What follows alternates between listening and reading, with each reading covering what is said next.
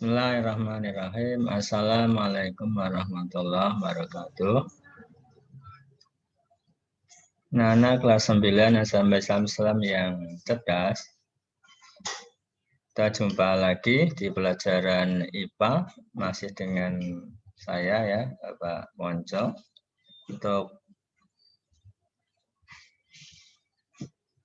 pertemuan pertama pelajaran sekarang, saya infokan dahulu materi apa yang akan kalian pelajari bersama nanti ya.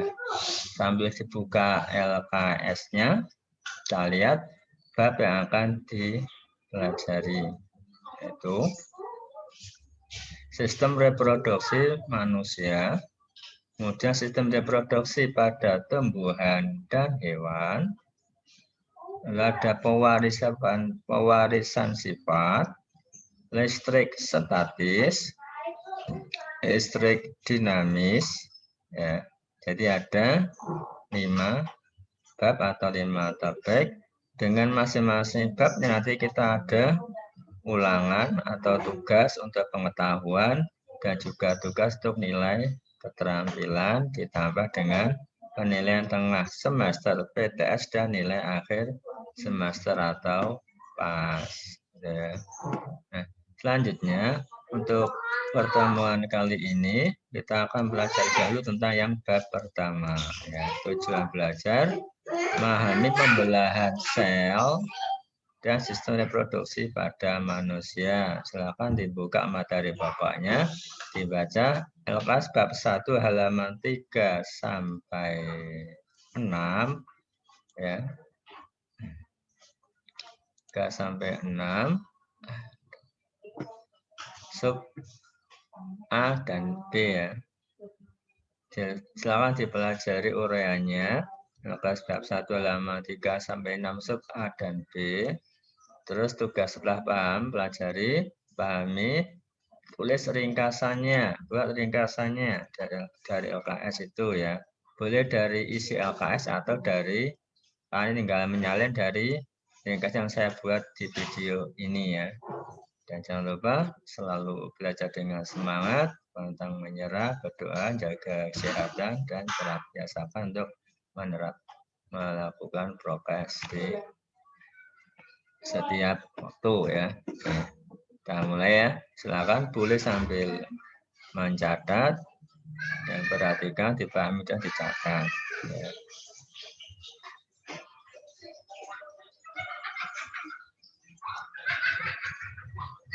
Ringkasan sistem reproduksi manusia. Ya. A. Pembelahan sel. Ya. Di kelas 7 ya, pas materi klasifikasi makhluk hidup, kalian tahu ya, dalam sistem organisasi kehidupan, semua makhluk hidup itu terdiri dari sel. Dari yang paling kecil adalah sel. Jadi, kemudian salah satu ciri dari makhluk hidup adalah mengalami pertumbuhan dan berkembang. Tumbuh dan kembang ya, tumbuh dan berkembang. Gitu ya. Kalau di iklan itu kan dikatakan tumbuh itu ke atas ya, tumbuh juga ke samping. Bedanya apa tumbuh dan berkembang? Nah ini ya, tumbuh itu ya nanti ya tumbuhnya itu ke atas, itu fisiknya bertambah tinggi ya, bertambah besar, bertambah gemuk, bertambah berat dan seterusnya. Jadi bisa diukur, kelihatan. Nah, kalau perkembangan adalah lebih pada fungsi-fungsi organnya ya. Seiring dengan usia, ukurannya bertambah, fungsinya juga berkembang, begitu ya. Kita fokus ke pertumbuhan. Nah, terjadinya pertumbuhan bodi atau fisik makhluk itu termasuk kalian, kita ada 2 hal penyebabnya. Yang pertama, sel-selnya yang bertambah banyak, jadi mengganda, bertambah dari 1, kemudian jadi membelah jadi 2, 3, 4, seterusnya. Kemudian juga ukuran selnya bertambah besar, ya. Seperti misalkan telur itu ya dari kecil jadi besar, kemudian dikeluarkan. Jadi otomatis Kalau selnya bertambah banyak kan butuh ruang lebih besar.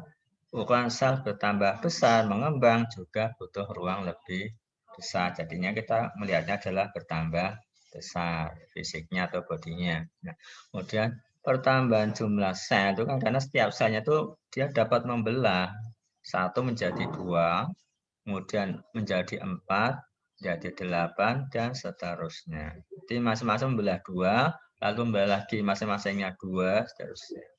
Nah, dalam pelajaran IPA dikenal ada 3 macam model pembelahan sel, 3 jenis pembelahan sel. Yang pertama adalah pembelahan amitosis, ya. Maksudnya adalah pembelahan yang terjadi secara langsung tanpa melewati tahap-tahap pembelahan. Ya. Pembelahan ini terjadi, pembelahan sel model ini terjadi pada organisme bersel satu, jadi utuh ya. Bukan kalau pembelahan sel yang nanti lainnya adalah itu tidak pada bodi seluruhnya, tapi pada selnya. Tapi kalau ini mah pada bodinya satu sel, maka pembelahannya langsung. Contoh ada amuba, protozoa, bakteri, dan ganggang bersel satu. Yang kedua, kalau gambarnya bisa dilihat di atas ya. Pembelahan mitosis, yaitu apa? Selnya itu membelah menjadi 2 sel baru di mana jumlah kromosomnya sama atau tetap ya dengan jumlah kromosom sel induk atau sel semula. Jadi kalau kita gambarkan mitosis seperti ini ya. Nah, ini ya, ini pembelahan mitosis. Di buku mungkin kurang jelas, ini lebih jelas ya. Nah, satu sel induk dia membelah, terpecah menjadi 2 sel anak atau sel baru setelah asalnya induk, yang baru anak gitu aja ya. Misalkan jumlah kromosomnya itu disimbolkan dengan 2N induknya, maka dia membelah menjadi 2 sel anak dengan jumlah yang sama, maka 2N juga, 2N juga. Ini sel pertama, sel kedua ya. Nah, mitosis itu melewati tahap-tahap. Ya, kalau di buku dia ada 5, di sini saya ringkas menjadi 4. Ya, yang adalah tahap tahap atau fase ya, interfase sampai profase. Yang kedua metafase, yang ketiga anafase, kemudian telofase. Kalau di buku LKS interfase 1, profase 2, metafase 3, anafase telofase jadi 1, 4, kemudian yang kelima adalah pembentukan sel 2 sel baru gitu ya. Ini saya lebih mudah begini aja.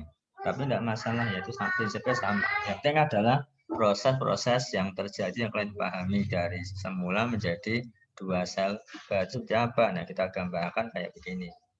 Nah, pembelahan mitosis terjadinya pada sel anggota tubuh hewan dan tumbuh, jadi bukan pada seluruh tubuh. Seperti pada sel 1, hewan sel 1, memang bodinya membelah langsung. Tapi kalau ini membelah adalah sel-selnya. Jadi semua sel kita tuh membelah sehingga jadi besar. Ya. Tumbuh besar dan juga tambah tinggi. Gambaran dari 4 fase seperti ini ya. Interfase itu adalah dari sel semula.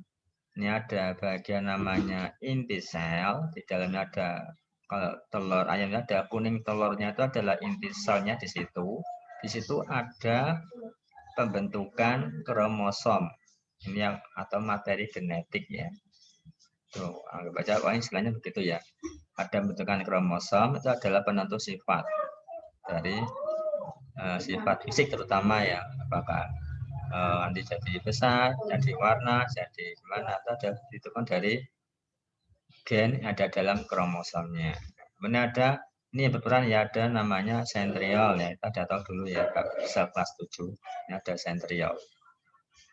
Sentriol ini ada 2, ini yang dia berperan dalam membuat sel ini jadi bisa membelah 2. Ya, gitu. Di interfase itu adalah proses pembentukan kromosom, jadi cairan sitoplasmanya dan nukleusnya atau inti selnya ini dia berproses membentuk kromosom. Misalkan ada tiga kromosom, sentralnya ada 2. Ini terfase sampai sini aja dulu. Kemudian ke tahap profase. Jadi profase itu adalah ini pemisahan sentriolnya ini. Jadi mulai pindah ke ujung kedua ujung, misalnya ke kutub ya, nah, kutub kanan, kutub kiri. Kemudian membran inti selnya ini yang putih-putih ini hilang, sehingga dia bercampur dengan cairan sel, atau kalau kita bayangkan telur ayam itu adalah kuningnya itu pecah, campur dengan putih telurnya. Nah gitu. Sehingga kromosomnya ini bisa bergerak bebas ya. Nah, dia itu kemudian dia menggandakan. Berarti sentriolnya itu misah di 2 kutub, kanan kiri atau atas bawah. Kemudian membran nukleus, membran inti selnya itu lenyap, sehingga nukleusnya itu bercampur dengan cairan sel atau sitoplasma ya. Lalu kromosomnya ini tuh menggandakan ya, jadi double tapi masih nempel ya kayak begini, kayak bentuk kupu-kupu ya, kayak seperti sayap jadi 2 sayap gitu. Jadi kayak kupu-kupu ya, gambarnya seperti itu. Ini profase, interfase dan profase tahapnya seperti ini ya. Kemudian ke tahap yang kedua metafase, itu adalah sentralnya sudah di kedua ujung, kuda kutub, kemudian terbentuk ini.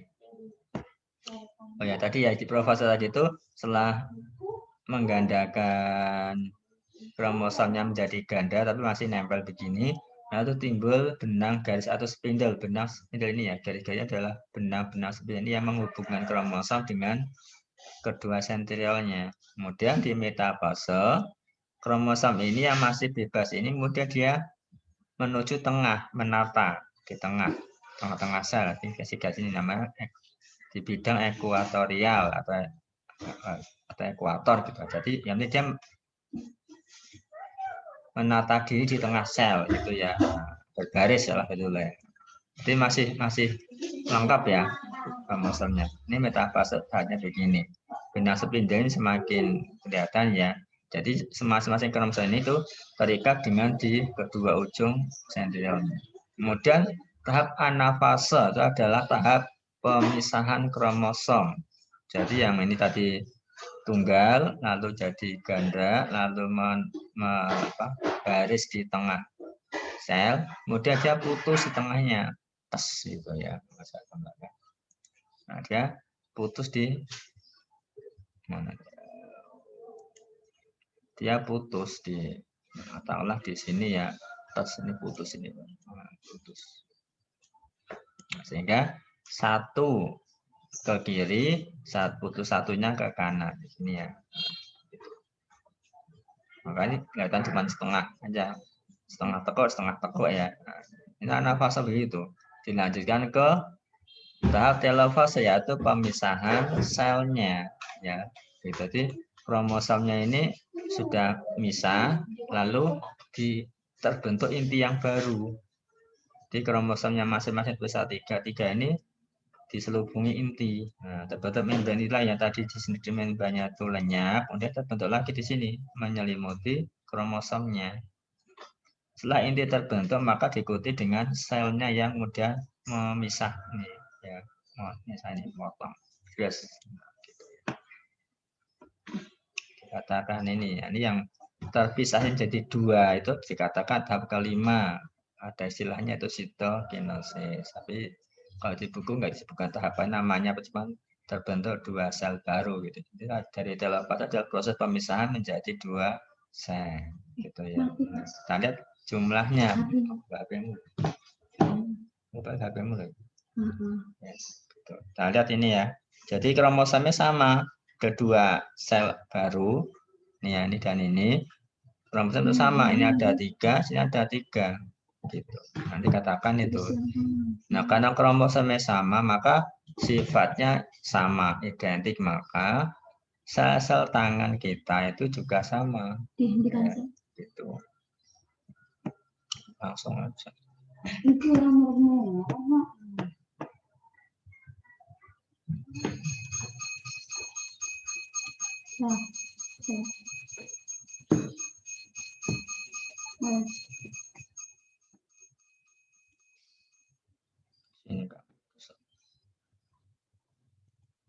Ini gitu ya, ini ada tahap-tahap mitosis. Ya, silakan bisa di stop videonya, bisa di pause, bisa digambarkan seperti atau pakai tangkapan layar HP juga lebih bagus ya biar kelihatan. Kita lanjutkan ke yang kedua, pembelahan meiosis. Nah, harus tahu bedanya dengan mitosis ya.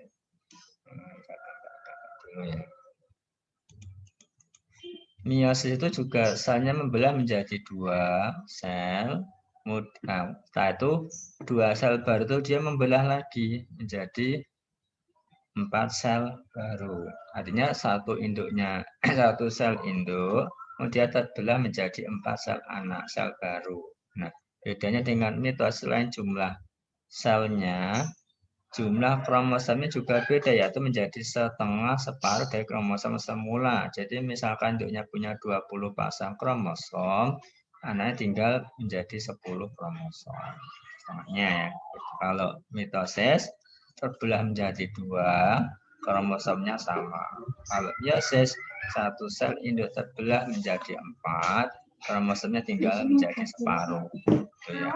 Nah, meiosis itu terjadinya pada pembentukan sel alat reproduksi yang kita pelajari di dalam bab ini juga setelah ini ya, bagian poin B nanti ya.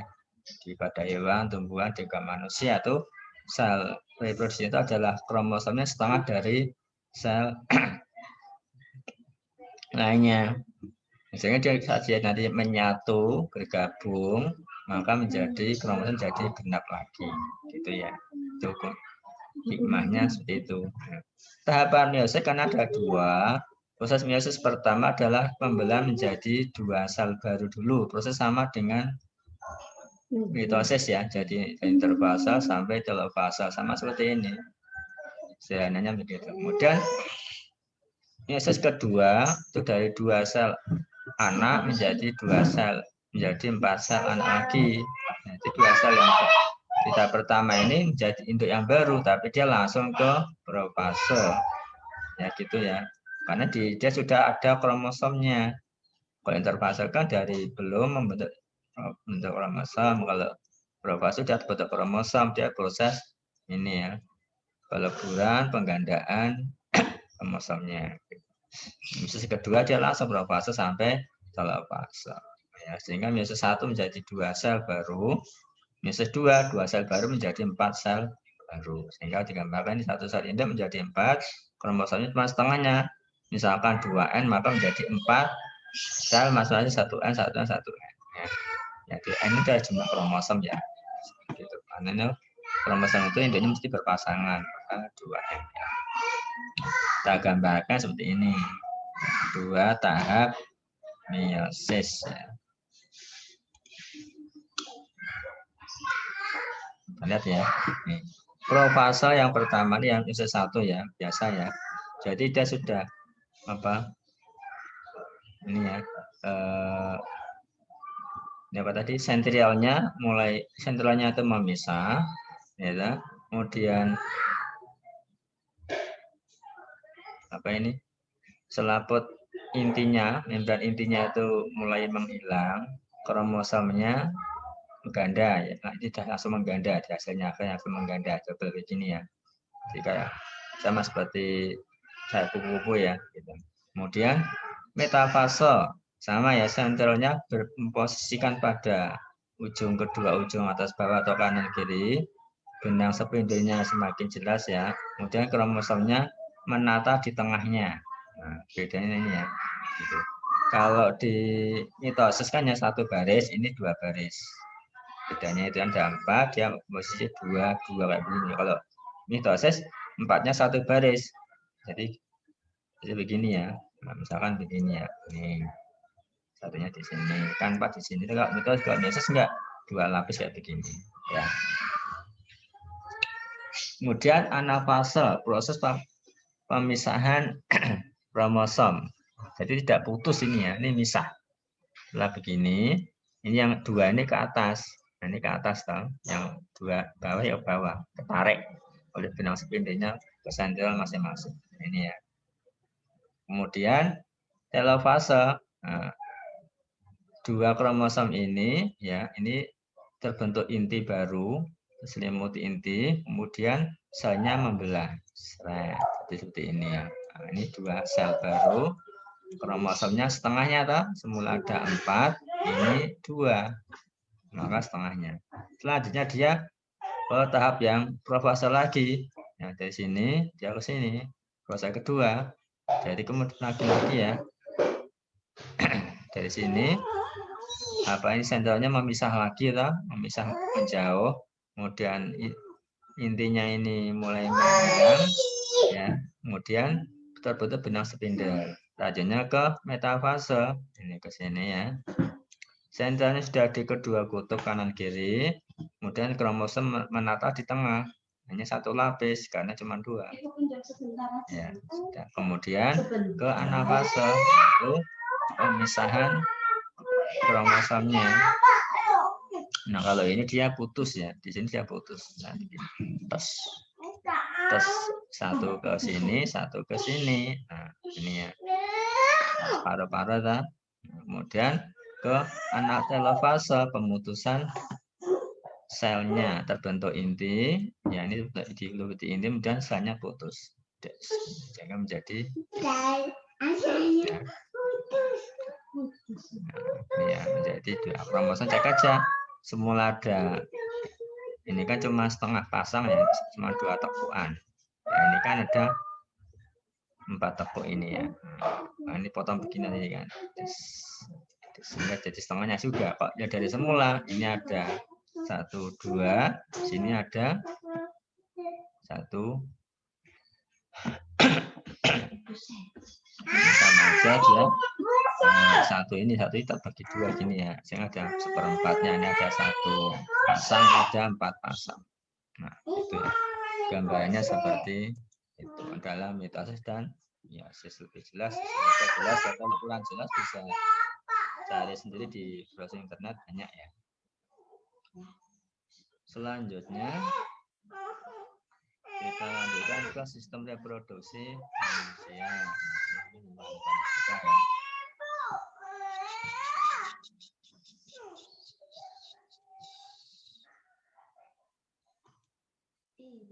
Sistem reproduksi manusia. Ini organ reproduksi. Sistem reproduksi itu adalah rangkaian organ-organ yang berperan dalam proses perkembangbiakan atau proses reproduksi, proses menghasilkan keturunan. Jadi untuk beranak. Ya. Kalau hewan memang ada yang beranak, ada yang betul, kalau itu kan melahirkan, proses melahirkan anak itu adalah proses sistem reproduksi. Ya. Organnya apa saja? Ini gambaran visualnya ya. Jadi reproduksi pada anak wanita itu dia punya ovarium, kemudian ada saluran tuba Fallopi, lalu ada rahim atau uterus, ya. Dia punya saluran rahim, ada pengeluaran namanya vagina. Kalau pada laki-laki, ya, ada testis yang bulat ini ya, ada testis, lalu ada saluran vas deferens, ini naik bulat, lalu dia masuk ke pengeluaran ke saluran uretra dulu, kemudian keluar lewat namanya ureter var ya. Sederhananya seperti itu ya. Ada prosesnya. Nah, kedua organ reproduksi baik wanita atau laki-laki ini baru berfungsi bila mencapai usia puber. Itu ukurannya. Kalau sudah mulai ada tanda-tanda bekerja, berarti kalian sudah mencapai usia puber. Sudah mulai kena hukum, ya dia harus mulai kena hukum agama, kena hukum dosa, positif, ya. Mulai menanggung kesalahan sendiri-sendiri. Kita lanjutkan. Yang prosesnya gimana?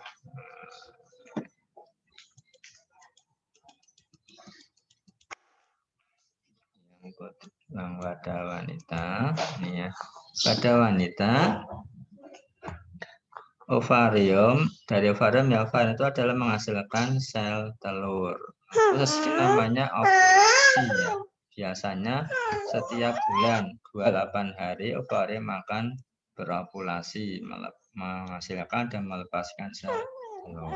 Selanjutnya, sel telur ini yang akan masuk ke tuba Fallopi, melewati saluran tuba Fallopi untuk masuk ke uterus atau rahim. Bila di tuba Fallopi dia bertemu atau bergabung dengan sel sperma, maka akan terjadi namanya pembuahan. Hasilnya adalah zigot. Zigot ini kemudian dia membelah terus berjalan menuju uterus. Terus membelah menjadi banyak, menjadi namanya embrio. Embrio ini sampai di uterus, dia akan menempel di dinding uterus yang namanya endometrium yang menebal menerima tempelan embrio dan terus berkembang menjadi namanya janin atau bakal bayi ya. Selanjutnya akan terbentuk plasenta dan tali pusar. Jadi plasenta ini kan menghubung antara perut ibu dengan perut janin di pusarnya ya. Saat lahir akan dipotong. Fungsinya adalah untuk lalu lintas nutrisi dan juga pembuangan sisa-sisa metabolisme dari janinnya. Janin terus berkembang. Tahapan perkembangan bisa jadi lokasi dari umur 1 minggu itu jadi apa, hasil ukurannya sampai kurang 36 minggu atau 9 bulan kurang lebihnya janin sempurna dan siap untuk dilahirkan. Nah, apabila sel telur tadi saat dia melewati tuba Fallopi, di sini ya, sel telur dari ovarium masuk ke tuba Fallopi, kalau dia tidak ada ketemu sel sperma, maka dia akan utuh jalan terus sampai ke rahim. Nah, kalau dia begini maka dia akan dibuang bersama dengan kulit endometriumnya ini.